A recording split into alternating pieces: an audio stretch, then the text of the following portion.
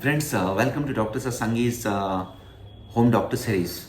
Why this series is important? Because इस series में हमने आपको शुरू से अंत तक ये बताया है कि किस तरीके से आप अपने बालों की केयर कर सकते हैं। इसके अलावा कौन से ऐसी बीमारियां हैं जिनको आपको डॉक्टर की सहायता के साथ मैनेज करना चाहिए, किनके बारे में आपको पता रहे कि आप इनको घर पे मैनेज कर। मैं आपको बताऊंगा कि ऐसे कौन से व्यक्ति, ऐसे कौन से पेशेंट्स होते हैं जिनमें अगर बाल झड़ रहे हैं और वो इस झड़ने को घर पे या होम रेमेडी से कंट्रोल या क्योर कर सकते हैं।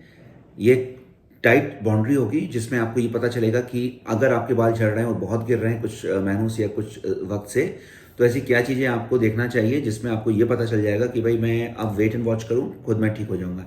या मेडिकली जिसमें बाल उग जाते हैं या बाल रुक जाते हैं और रिकवर हो जाता है पेशेंट। सो फ्रेंड्स, इसमें 4 मेजर फैक्टर हैं और 2 एलाइड फैक्टर्स हैं, 2 सब्जेक्टिव फैक्टर्स हैं। इनको आप नोट कर सकते हैं और अभी आप इमीडिएटली डिसीजन लेकर आप नीचे कमेंट लिखें कि आप इनमें से किसको देखते हैं अपने साथ, और फिर मैं आपको हो सकता है कमेंट में एडवाइस कर पाऊँ।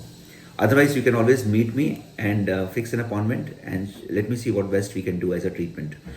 Friends, major 4 factors is biomarkers, specially nutritional, जिसमें vitamin D, B12, ferritin, folic acid, ये 4 इंपॉर्टेंट हैं। 2 एलाइड, TSH, T3, T4।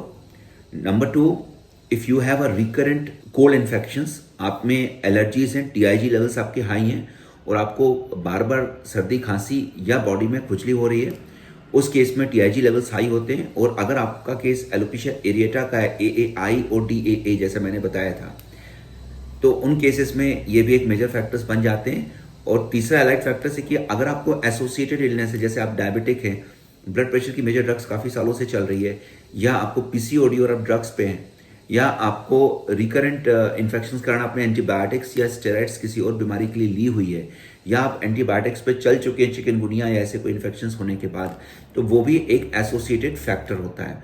तो ये एलाइड एसोसिएटेड फैक्टर्स हैं। अगर ये भी नहीं है तो भी आप बेहतर हैं।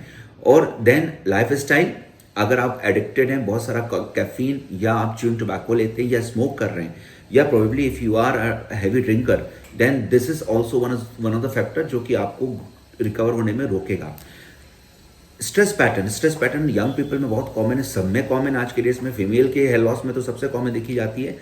तो अगर आप स्ट्रेस पैटर्न है, ओवर थिंकर हैं, या सेंसिटिव पर्सनालिटीज हैं, या आपके ऊपर प्रेशर्स हैं जो कि मैक्सिमम पीपल पे है, तो आप में definitely there are reasons that you have hair loss. अगर आप हेयर डाई यूज कर रहे हैं, चाहे वो लो अमोनिया हाई अमोनिया की हो, नेचुरल हो ना हो, तो भी आपके बाल झड़ेंगे, बिकॉज हेयर डाइज रिकवरी को रोकती है। और अगर विटामिन डीज आपके, और जो भी मैंने विटामिन बताए हैं और जो मिनरल्स बताए हैं, वो अगर एबनॉर्मल हैं, तो उस केस में आप उनको फिक्स कर सकते हैं, रिकवर कर सकते हैं। या आप प्रेग्नेंट हैं और आपने डिलीवर किया है, PCOD के केसेस हैं जिसमें आपका टेस्टोस्टेरोन या DHEAS हाई है, PCOD के फैक्टर्स पॉजिटिव हैं, तो ये सभी केसेस में आपको मेडिकली हेयर गिर सकते हैं। क्रोनिक टेलोजेनिक एफ्लूवायम हो सकता है, AAI मतलब डिफ्यूज एरेटा या इनकॉग्निटा के अंतर्गत आपके बाल बहुत ज़्यादा गिरेंगे और आप बहुत तेजी से गंजे होंगे।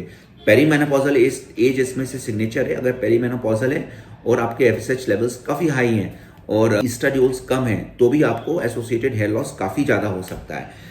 और इसके अलावा लाइफस्टाइल डिसऑर्डर्स में अगर देखा जाए तो मेडिकल स्ट्रेस या किसी तरह का दबाव, ऐसी पर्सनालिटीज जो सेंसिटिव हैं, ओवर थिंकिंग करने वाली पर्सनालिटीज हैं, उनमें ये एक मेजर फैक्टर्स देखा गया बीमारियों के अलावा बाल गिरने के पीछे। तो फ्रेंड्स, इनमें से आप देख सकते हैं कि लाइन कहाँ खींचनी है, कौन से फैक्टर्स है जो आप घर बैठे फिक्स कर सकते हैं, कब आपको अपने होम रेमेडीज या आप जो ऑयल यूज कर रहे हैं वो आपको रोक कर किसी हेयर डॉक्टर्स या कोई स्पेशलिस्ट के अंतर्गत आपको ट्रीटमेंट लेना होगा।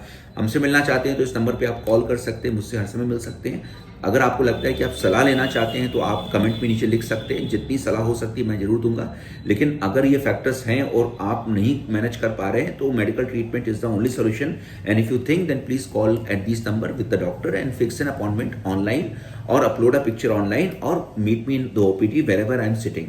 Thank you so much for listening and I am sure कि मैं आपके लिए ऐसी जानकारी जो मुख्य और पॉइंट वाइज होती हैं वो आपको डेफिनेटली हेल्प करती हैं अपनी हेल्थ और अपने को समझने में।